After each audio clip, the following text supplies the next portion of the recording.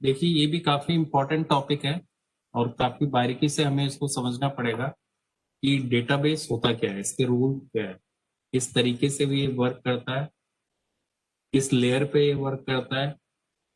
ठीक है, तो सबसे पहले डीबीएमएस। डीबीएमएस का full form it is database management system. Clear? So DBMS stands for Database Management System।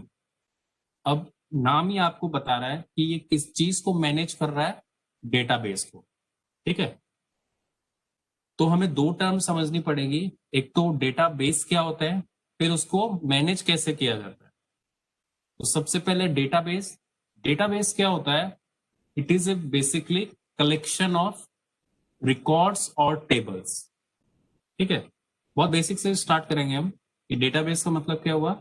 इस चीज का कलेक्शन है बहुत सारे मल्टीपल रिकॉर्ड्स के। अब ये रिकॉर्ड्स क्या होते हैं? फॉर एग्जांपल, जैसे हम आपकी क्लास का एक डेटाबेस बनाना चाहते हैं। ओके, तो सबसे पहले हम उसमें अलग अलग टेबल्स बनाएंगे। टेबल्स में क्या होगी? वही रोज एंड कॉलम्स। जैसे आपका सीरियल नंबर, आपका नेम, आपका एनरोलमेंट नंबर, आपका डेट ऑफ बर्थ, आपका address, telephone number, email ID. तो ये सब मिलकर क्या बन जाएगा? एक आपका टेबल बन जाएगा। डेटाबेस एक ब्रॉड टर्म है, वास्ट टर्म है। इसके अंदर बहुत सारे मल्टीपल टेबल्स होती है, लेकिन कंडीशन क्या है? All must be inter related. सबका आपस में कोई ना कोई रिलेशन होना चाहिए।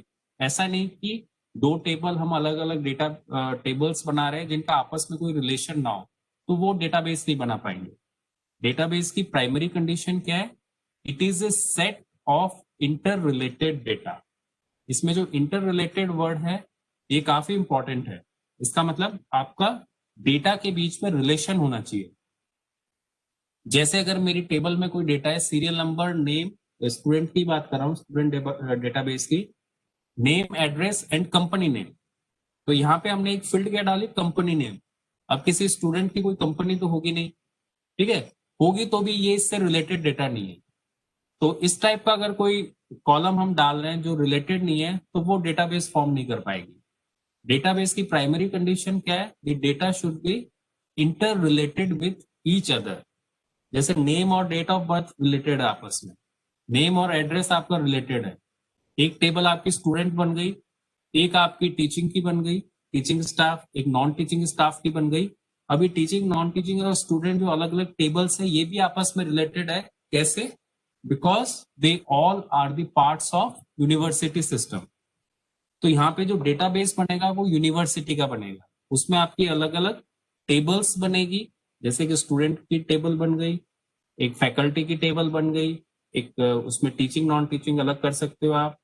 ठीक है, कौन कौन से कोर्सेज चलते हैं, क्या आपके रिजल्ट्स है। तो ये सब इंटर रिलेटेड है, क्योंकि ये सब यूनिवर्सिटी सिस्टम का पार्ट है। तो डेटाबेस एक ब्रॉड टर्म है जिसमें बहुत सारी टेबल्स होगी। टेबल्स के अंदर बहुत सारे मल्टीपल रिकॉर्ड्स होंगे, but the primary condition is all must be related with each other. I think it is clear. तो डेटाबेस क्लियर हो गया। अब इस डेटाबेस को मैनेज कौन करता है? उसको मैनेज करने के लिए हमारे पास बहुत सारे सॉफ्टवेयर्स होते हैं।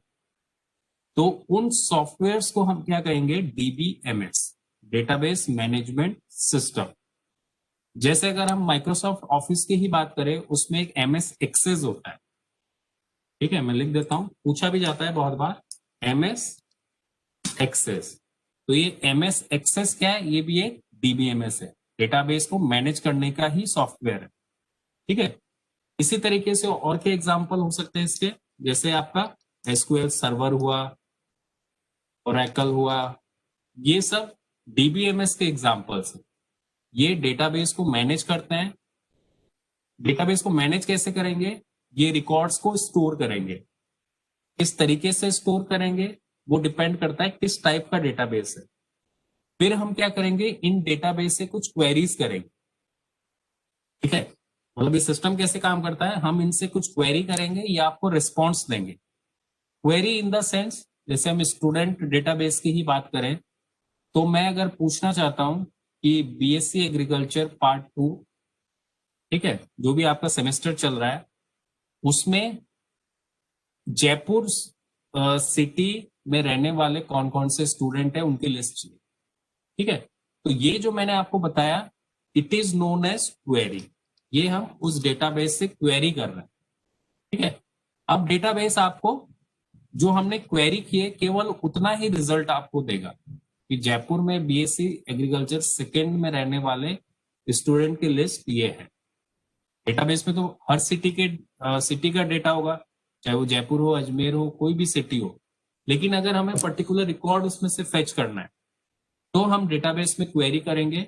उस क्वेरी को हम पर्टिकुलर एक लैंग्वेज होती है क्वेरी लैंग्वेज, जैसे उसका एक एग्जांपल है एसक्यूएल, स्टैंडर्ड क्वेरी लैंग्वेज, तो उसका एक पर्टिकुलर फॉर्मेट में हमें टाइप करना पड़ेगा, टाइप करने के बाद हमें वहां से रिजल्ट मिलेगा। क्लियर। और एक एग्जांपल लेते हैं, जैसे आपने एग्जामिनेशन का डेटाबेस बना लिया, टेबल बना लिए, उसमें से हम जानना चाह रहे हैं एक पर्टिकुलर सब्जेक्ट में किस किस के मार्क्स 75 से अबव है, वो लिस्ट हो जाए, तो ये हम डेटाबेस में क्वेरी देंगे, वहां से आपको रिजल्ट मिलेगा, ठीक है। तो इस तरीके से आपका डीबीएमएस क्या है, डेटाबेस को मैनेज करता है प्लस आपकी क्वेरी को हैंडल करता है और क्वेरी के अगेंस्ट में आपको रिस्पॉन्स देता है। तो ये इसका रोल है डीबीएमएस। क्लियर। अब आगे बढ़ते हैं। देखिए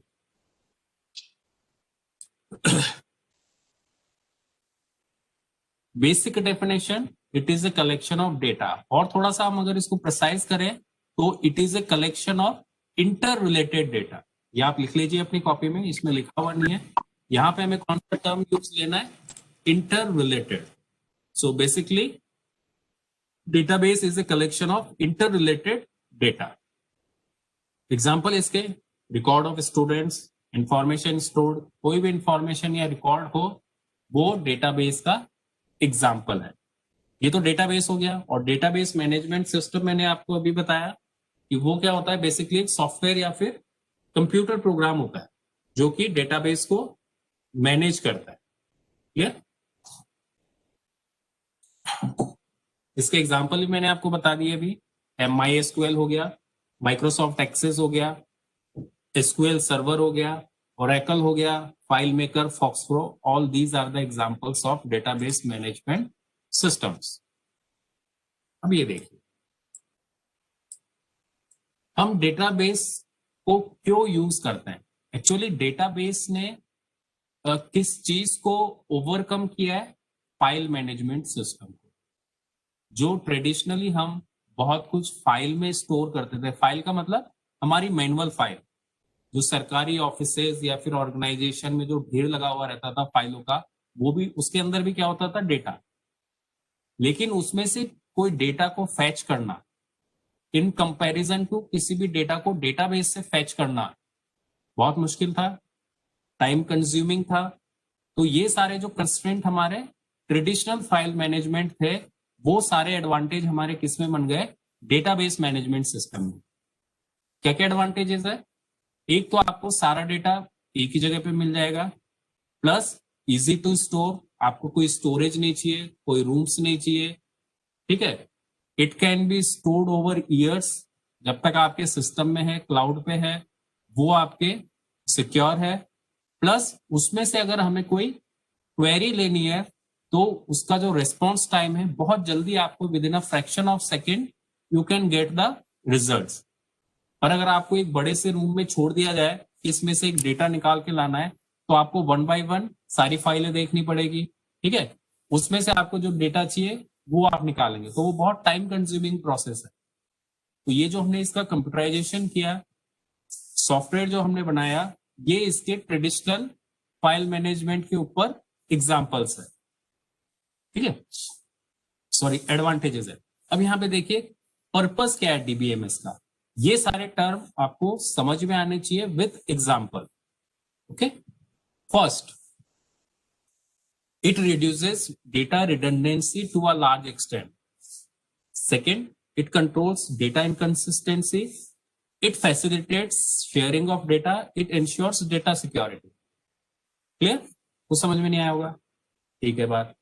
इसका मतलब आपको टर्म कौन कौन से समझने हैं? डेटा रिडंडेंसी क्या होती है, डेटा इनकंसिस्टेंसी क्या होती है।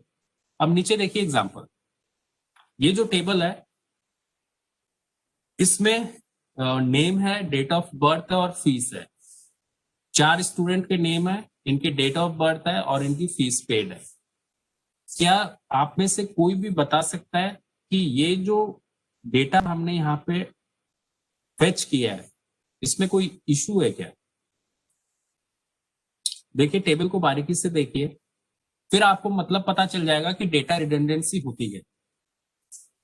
कोई बता सकता है इसमें प्रॉब्लम क्या है इस टेबल में? फर्स्ट वाली जो टेबल है, ये वाली हमारी, जिसके नीचे डेटा रिडंडेंसी लिखा हुआ है, बेसिकली ये डेटा रिडंडेंसी का एग्जांपल ही है। तो टेबल को देख के थोड़ा सा अपना आईक्यू लगाइए कि इस टेबल में हाँ बताइए अविनाश, कुछ कहना चाह रहे हो? सेम से और सेम डेट ऑफ बर्थ 2 है। सेम डेट ऑफ बर्थ 2 हो सकती है, क्या प्रॉब्लम है? भी तो हम्म? सर डीओबी की क्या जरूरत है? यहाँ पे क्लास होती तो कि कौन नहीं सी नहीं क्लास? वो ठीक है, टेबल्स की जरूरत है। सर हम्म। इनकंसिस्टेंसी में पेड पहले दे रखा और नॉन पेड बाद में। कंसिस्टेंसी पे तो हम आए नहीं, हम केवल रिडंडेंसी की बात कर रहे हैं। बताइए सर हाँ, सर दो डाटा दो बार रिपीट हो रहा है एग्जैक्टली। हर्ष वाला। एग्जैक्टली यहाँ पे देखिए, एक जो पर्टिकुलर रिकॉर्ड है हर्ष का, वो 2 बार रिपीट हो रहा है। तो डेटाबेस की क्या प्रॉपर्टी होती है, इसमें कोई भी डेटा आपका रिपीट नहीं होगा क्योंकि उसका कोई लॉजिक नहीं है। अगर हम फेच करेंगे कोई भी डेटा, अगर हम फेच करना चाहते हैं कि हर्ष ने फीस पे की है या नहीं की है, तो वो सिस्टम आपका कंफ्यूज हो जाएगा कि वो फर्स्ट रो से रिफ्लेक्ट करे या फिर फोर्थ रो से रिफ्लेक्ट करे। तो हमेशा रिकॉर्ड क्या होंगे आपके डेटाबेस में? यूनिक। रिकॉर्ड का क्या मतलब है? रिकॉर्ड को समझना जरूरी है। ये कंप्लीट रिकॉर्ड है। जो फर्स्ट रो है आपकी, ये एक रिकॉर्ड है, सेकंड रो आपकी रिकॉर्ड है। टोटल इस टेबल के अंदर 4 रिकॉर्ड्स है।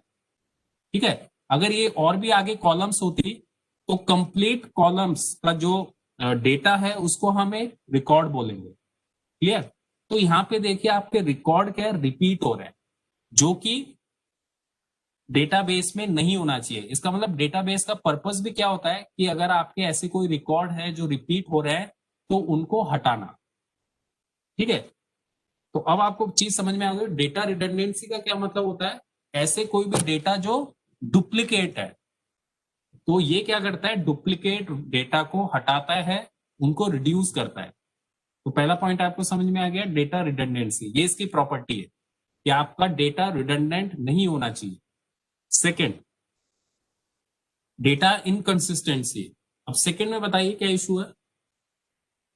इसमें जो हर्ष है उसमें फर्स्ट वाले में पैड है, लेकिन जो लास्ट है उसमें नॉट पैड लिखा हुआ है, मतलब उसको पैड नहीं किया गया।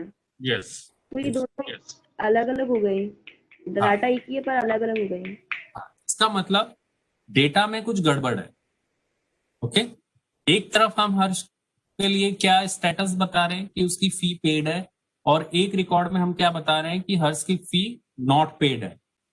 तो ये आपको क्लियर स्टेटस रिफ्लेक्ट नहीं कर रहा है। इसका मतलब डेटा आपका कहीं ना कहीं इनकंसिस्टेंट है, सही नहीं है। तो डेटा इनकंसिस्टेंसी का क्या मतलब होता है? एक ही जैसे नाम है या कोई भी है, उसका रिकॉर्ड अलग अलग होना। यहाँ पे जैसे हर्ष का स्टेटस आपका एक बार कुछ अलग आ रहा है, एक बार कुछ अलग आ रहा है, तो ऐसा नहीं होना चाहिए। इस चीज को कौन कंट्रोल करता है? डीबीएमएस। ठीक है? तो ये भी इसका फंक्शन है, ये भी इसका पर्पस है। क्लियर? तो ये टर्म बहुत इंपॉर्टेंट है, एग्जाम में पूछी जाएगी। Differentiate between data redundancy and data inconsistency with the help of an example, 2 marks. तो आपको ये सारी कहानी, दोनों टेबल बनानी है, आपको इसके बारे में लिखना है कि डेटा रिडंडेंट किस तरीके से हो रहा है, इससे क्या प्रॉब्लम अराइज होगी और इसका क्या सॉल्यूशन है। Okay. Number 3, it facilitate sharing of data. Data बिल्कुल शेयर करता है, कोई भी हम इसको क्वेरी देते हैं वो आपको रिजल्ट्स देता है, तो डेटा क्या कर रहा है, ये शेयर कर रहा है। शेयर का मतलब और क्या हो सकता है, जैसे आपने कोई पोर्टल बना दिया है तो उसमें भी क्या होगा, आपने डेटाबेस बना दिया है स्टूडेंट रिकॉर्ड का, पोर्टल बना दिया जिसमें जैसे अभी आपके रिजल्ट डिक्लेयर होते हैं, ठीक है, तो आप हमारी वेबसाइट पे जाते हैं, अपना रोल नंबर डालते हैं, रोल नंबर डालने के बाद आपकी मार्कशीट जनरेट हो जाती है, यस और नो होती है। वो कैसे हो रही है, शेयरिंग ऑफ डेटा से।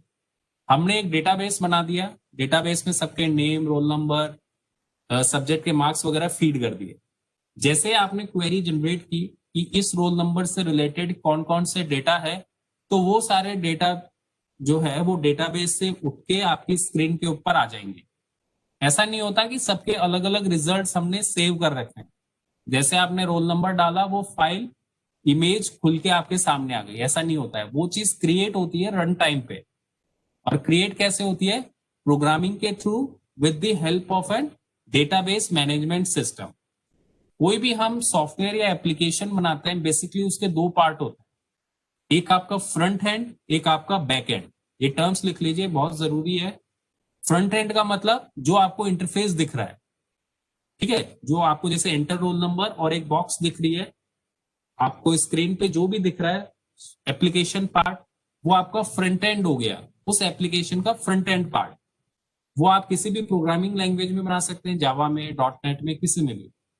Second back and, back and में क्या होगा, उससे रिलेटेड जो भी आपका डेटाबेस है।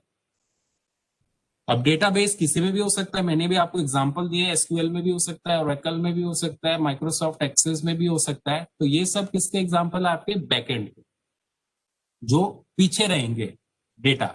जनरली बैकएंड में क्या होता है, डेटाबेसेस, और फ्रंट एंड में क्या होता है, आपका इंटरफेस। इस चीज को लिख लीजिए, फ्रंट एंड में आपका इंटरफेस होगा जो कि किसी पर्टिकुलर प्रोग्रामिंग लैंग्वेज में बनाया जाएगा, जो आपको स्क्रीन पे दिखेगा, जो यूजर के लिए एक्सेसिबल होगा। बैकएंड में क्या होगा, आपका डेटाबेस मैनेजमेंट सिस्टम, जिसमें आपका डेटा स्टोर होगा, जो आपका यूजर क्वेरी करेगा, वहां से डेटा फेच करेगा और स्क्रीन के ऊपर डिस्प्ले करेगा। तो ये जो डेटाबेस मैनेजमेंट सिस्टम हम पढ़ रहे हैं, it is a part of backend of a particular application. Clear. Number 4th purpose, it ensures data security. Data आपका बिल्कुल सिक्योर है। फॉर एग्जाम्पल, आप कोई भी ऑनलाइन ट्रांजेक्शन करते हैं, आपकी क्रेडिट कार्ड की डिटेल्स डालते हैं, सीवीवी नंबर डालते हैं, फिर आपका ट्रांजेक्शन हो जाता है, तो वो डेटा बिल्कुल प्लेन फॉर्म में नहीं होता, इंक्रिप्टेड फॉर्म में डेटाबेस में स्टोर होता है। आपके कार्ड नंबर भी कहीं ना कहीं स्टोर होंगे, लेकिन वो सिंपल प्लेन टेक्स्ट में नहीं होते, वो कोडेड फॉर्म में होते हैं, which is known as encryption, encrypted form. ठीक है, तो ये डेटा का जो भी सिक्योरिटी करना है वो किसका काम है, डेटाबेस मैनेजमेंट सिस्टम का। तो ये चारों पॉइंट्स को आपको इलेबोरेट करना है। मैंने आपको पहले भी बताया था कि केवल पीपीटी से आपका काम नहीं चलेगा, यहाँ पे पॉइंट्स लिखे हुए, इनको आपको इलेबोरेट करना पड़ेगा। तो आपको आई होप चारों पॉइंट्स क्लियर है। डेटा रिडंडेंसी क्या होती है, डेटा इनकंसिस्टेंसी क्या होती है, शेयरिंग ऑफ डेटा क्या होता है, और डेटा सिक्योरिटी क्या होता है। क्लियर। चैट में बताइए, is it clear to everyone? Okay, यहां तक बात समझ में आ गई तो आपको आगे बिल्कुल आसानी से समझ में आ जाएगी। ये है कि अलग अलग लेवल्स क्या होते हैं डेटाबेस मैनेजमेंट सिस्टम के। बेसिकली 3 लेवल्स होते हैं, फिजिकल, कंसेप्चुअल और एक्सटर्नल। इस कहानी को समझने से पहले हम ये डायग्राम देख लेते हैं, आपको बहुत इजीली समझ में आ जाएगा। देखिए,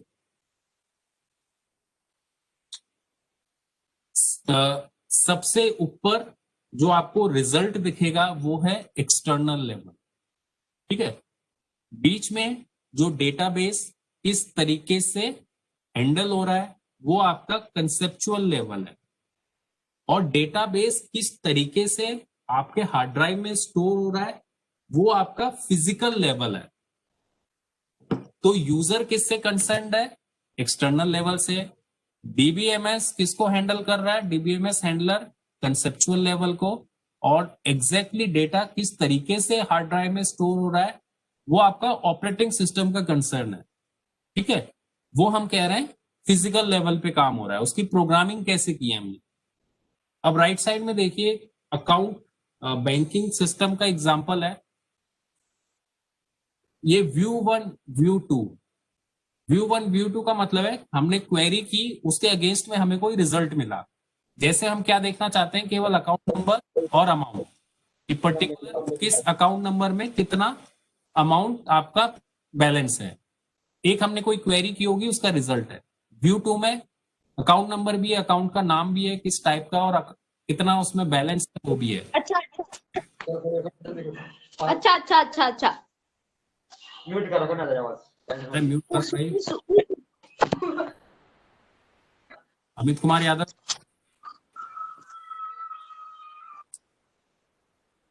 ठीक है, ये चीज आपको समझ में आ गई।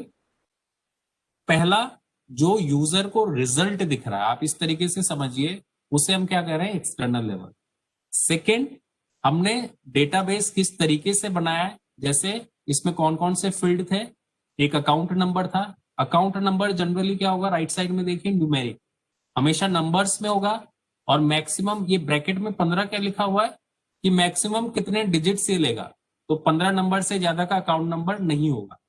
अकाउंट का नेम वो कैरेक्टर होगा, मतलब किस नाम में वो अकाउंट है, किसका अकाउंट है, उसका मैक्सिमम लिमिट हमने क्या तय कर दी है, 20। किस टाइप का अकाउंट है, सेविंग है, करंट है, जॉइंट है, वो भी आपका कैरेक्टर होगा, 10 कैरेक्टर से ज्यादा का नहीं होगा। अमाउंट भी आपका न्यूमेरिक होगा, और कितना अमाउंट आपका हो सकता है, 15 डिजिट तक। क्लियर। तो ये हमने, जब हम डेटाबेस बना रहे थे, जब हम टेबल बनाते हैं, तब हमें डिफाइन करना पड़ता है। तो ये कंसेप्चुअल लेवल पे आता है। लास्ट, आपके फिजिकल लेवल पे कि डेटा किस तरीके से स्टोर हो रहा है, ये कौन से हार्ड ड्राइव के किस बाइट किस सेक्टर में जाके स्टोर हो रहा है, ये इससे आपको कोई कंसर्न नहीं है। आपको केवल इतना समझना है कि इंटरनल लेवल पे क्या हो रहा है, how data is stored in the hard drive. I think तीनों चीज समझ में आ गई। अब इसको वापस से बैक वाली स्लाइड को देखते हैं। देखिए, पहला इंटरनल लेवल मैंने आपको बताया, मतलब नीचे से चल रही है, इंटरनल लेवल सबसे नीचे वाला। It describes how data are actually stored. It is closest to database programmer and lowest level of database abstraction. Clear है। बीच वाला कंसेप्चुअल लेवल, ये क्या बताता है, what data are actually stored, किस टाइप का डेटा आपका स्टोर है, कि अकाउंट नंबर है तो न्यूमेरिक है, अकाउंट का नेम है तो वो कैरेक्टर है, किस तरीके से, या फिर how data are actually stored in the database. ये एक इंटरमीडिएट लेवल है और डेटाबेस से क्लोजेस्ट है, ये चीज भी समझ में आ गई। सबसे ऊपर व्यू लेवल, ये क्या बताता है कि किस तरीके से हम उस डेटा को व्यू कर रहे हैं, और ये किससे क्लोजेस्ट होता है, यूजर से, जो उस सिस्टम को यूज कर रहा है। क्लियर। तो इसको देख लीजिए, अगर कोई इश्यू है इस टेबल में, इस लेवल्स में, तो आप पूछ सकते हैं। ठीक है, I think it is clear to everyone. आगे चलते हैं।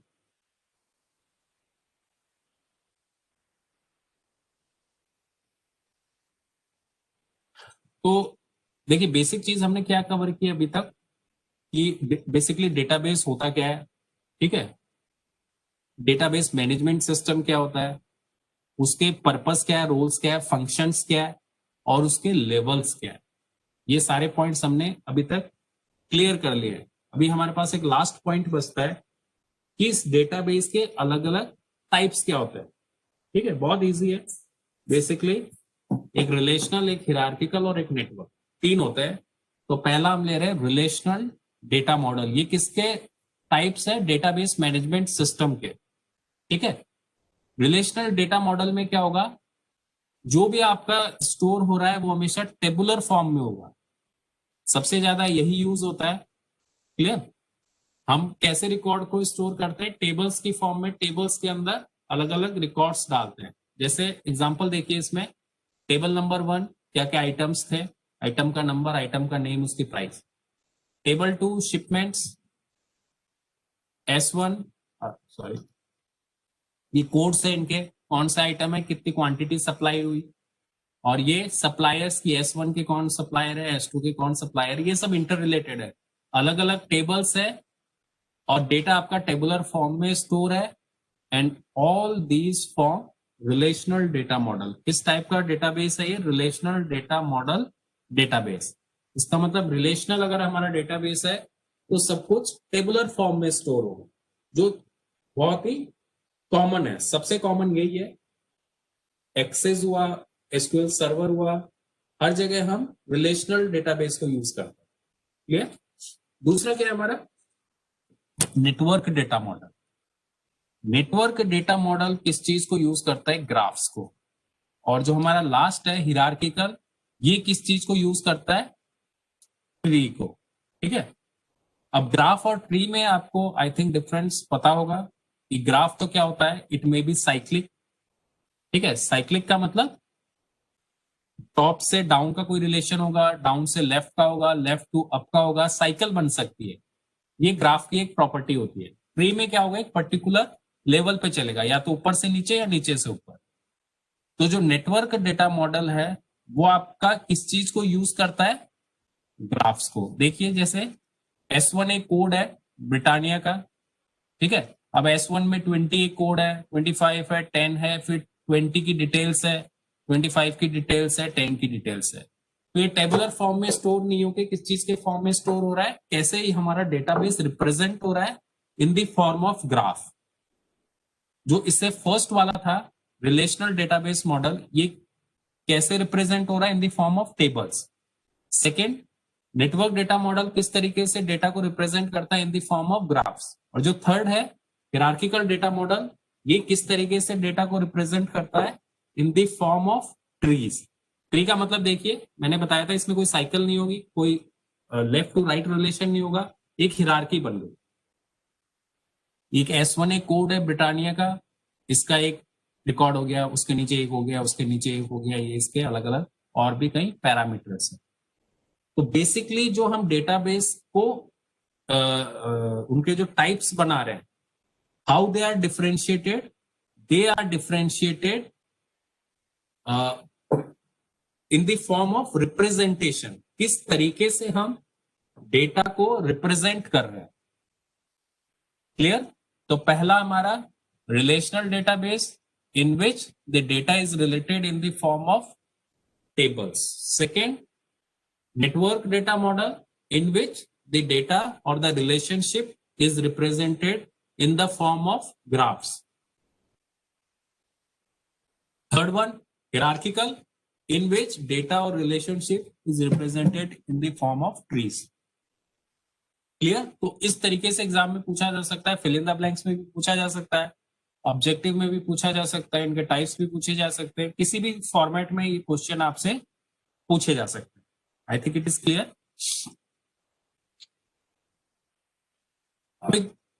सॉरी, लास्ट चीज रह गई व्यू। व्यू भी हम काफी बार अभी ये टर्म यूज की है।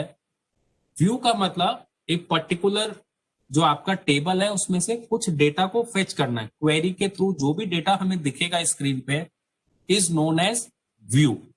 इसका एग्जांपल आपको इस टेबल में समझ में आ जाएगा। इस टेबल में दो टर्म और आएगी, प्राइमरी की और फॉरेन की। ये भी बहुत जरूरी है। अमित कुमार यादव पहली बार क्लास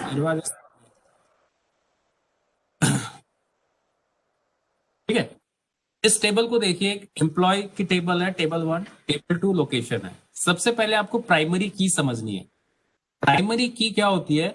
एक ऐसी फील्ड आपके टेबल में जो यूनिक हो, जो उस टेबल में पर्टिकुलर रिकॉर्ड को यूनिकली आइडेंटिफाई करती हो। जो कि यूनिक का क्या मतलब होता है? जो रिपीट ना हो। जैसे आपको रोल नंबर क्यों अलॉट किए जाते हैं? आपको नाम से भी पहचाना जा सकता है। तो डेटाबेस में भी हमें ऐसी कोई फील्ड डालनी पड़ेगी जो रिपीट ना हो, और ऐसी फील्ड जो रिपीट ना हो उसे हम कहते हैं प्राइमरी की। ठीक है, ये टर्म को आपको ध्यान में रखना है। इसका सबसे अच्छा एग्जांपल अगर आपकी क्लास का ही ले तो आपके रोल नंबर क्या है? आपकी प्राइमरी की है। और अगर रोल नंबर नहीं है तो हमें कुछ कॉम्बिनेशंस बनाने पड़ेंगे फील्ड के to identify that record is unique. Combination कैसे बना सकता है? For example name plus date of birth. अब इसके चांस तो बहुत कम होंगे कि दो अगर सेम नाम है तो उनकी डेट ऑफ बर्थ भी सेम होगी। तो अगर आपके डेटाबेस में ऐसी कोई यूनिक फील्ड नहीं है तो आप मल्टीपल कॉलम्स, मल्टीपल फील्ड्स को ग्रुप करके भी प्राइमरी की बना सकते हो। ठीक है, तो नेम प्लस डीओबी ये दोनों मिलकर क्या बना देगी? प्राइमरी की। और अगर रोल नंबर है तो वैसे ही रिपीट नहीं होंगे। तो ऐसी कोई भी field which may be individual और which may be a combination of two fields that is unique in nature which is not repeated is known as primary key. Clear? अब इसमें देखिए, जैसे एम्प्लॉय नंबर हमने दे दिया, नाम दे दिया, डेट ऑफ बर्थ दे दी, क्या पोस्ट है, क्या एरिया कोड है, और दूसरी एक और टेबल बना दी लोकेशन कि इस एरिया कोड में कौन सा एरिया है, किस स्टेट में। अब इन दोनों टेबल में क्या चीज कॉमन है? अगर इन दोनों को हमें कनेक्ट करना है, कनेक्ट का मतलब अगर हमें पता करना है कि आकाश का एरिया नेम क्या है, मेरी क्वेरी क्या है? आकाश का एरिया नेम क्या है, तो क्या मैं ये चीज टेबल नंबर 1 से पता कर सकता हूं या हमें टेबल 1 और टेबल 2 को कनेक्ट करना पड़ेगा? आकाश की केवल पोस्ट चाहिए तो हमें टेबल 2 की जरूरत नहीं है। ठीक है, लेकिन अगर हमें आकाश किस एरिया में किस स्टेट को बिलोंग कर रहा है उसके लिए हमें टेबल 1 और टेबल 2 को कनेक्ट करना पड़ेगा। और जनरली टेबल्स कनेक्टेड कैसे होती है? उनमें कॉमन फील्ड होनी चाहिए। ठीक है, अगर कॉमन फील्ड नहीं होगी तो कनेक्ट ही नहीं हो पाएगी। सपोज टेबल जो 2 है लोकेशन, उसमें एरिया कोड नहीं होता तो क्या ये दोनों टेबल कनेक्ट होगी? नहीं। टेबल कैसे कनेक्ट हो रही है? यहां पे हमने छोड़ दिया एरिया कोड 221 और 221 एरिया कोड की जो डिटेल है वो दूसरी टेबल में। ठीक है, तो यहां पे ऐसी जो फील्ड जो दोनों टेबल को कनेक्ट कर रही है इज नोन एज फॉरेन की, और वो भी आपकी यूनिक होगी। इस टर्म को भी आपको बहुत अच्छे से समझना है। फॉरेन की हो गई और एक हमारी हो गई प्राइमरी की। दोनों में आपको डिफरेंस समझ में आ गया होगा। Foreign key is use to connect two tables और फॉरेन की भी क्या होगी? Unique in nature. जैसे जो लोकेशन वाली टेबल है उसमें जो एरिया कोड है वो फॉरेन की भी है और इस टेबल की वो प्राइमरी की भी है। ठीक है, तो फॉरेन की का पर्पस होता है ऐसी कॉमन फील्ड जो दोनों टेबल्स को कनेक्ट कर पाए और वो भी यूनिक इन नेचर होगा।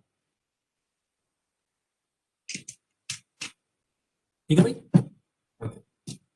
So that's all for the database. तो आई थिंक आपको ये सारी चीजें समझ में आ गई। हमें क्या क्या चीजें करनी है बहुत क्लियर है। डेटाबेस की डेफिनेशन, डेटाबेस मैनेजमेंट सिस्टम क्या होता है, ये वाला बहुत इंपॉर्टेंट है। क्या इसके फंक्शंस है, क्या रोल्स है, अलॉन्ग विद द एग्जांपल्स। आपको डेटा कंसिस्टेंसी भी समझानी पड़ेगी प्लस डेटा रिडंडेंसी भी समझानी पड़ सकती है, प्लस ये इसके लेवल्स है, लेवल्स अलॉन्ग विद एग्जांपल। किस तरीके से लेवल को हम डिफरेंशिएट करेंगे, ये क्या क्या टाइप्स होता है, टाइप्स को हमने जनरली किस फॉर्म में डिफरेंशिएट किया है?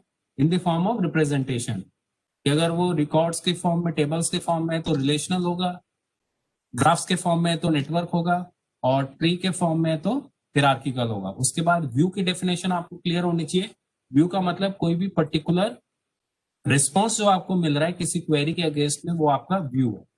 फिर हमने देखा प्राइमरी की क्या होती है, फॉरेन की क्या होती है, और किस तरीके से हम दो टेबल्स को कनेक्ट कर सकते हैं। ठीक है, इतना आपको आना चाहिए तो आप कोई भी डेटाबेस मैनेजमेंट सिस्टम का आंसर दे सकते हैं। क्लियर? नेक्स्ट क्लास में, नेक्स्ट जो हमारी थ्योरी क्लास है उसमें हम HTML कवर करेंगे और आपकी फर्स्ट और सेकेंड यूनिट आपकी कंप्लीट हो जाएगी। उसके बाद आपका प्रैक्टिकल में भी 2 असाइनमेंट्स बचे हैं, एक पावर पॉइंट का, एक इंटरनेट का, वो भी आपको कवर हो जाएगा। थर्ड जो आपका थ्योरी का यूनिट है वो बेसिक बहुत ही सब्जेक्टिव है, थ्योरेटिकल है। उसके मैं आपको नोट्स भी दे दूंगा और एक ओवरव्यू दे दूंगा कि कंप्यूटर एप्लीकेशन एग्रीकल्चर में क्या क्या रोल्स हैं। ठीक है,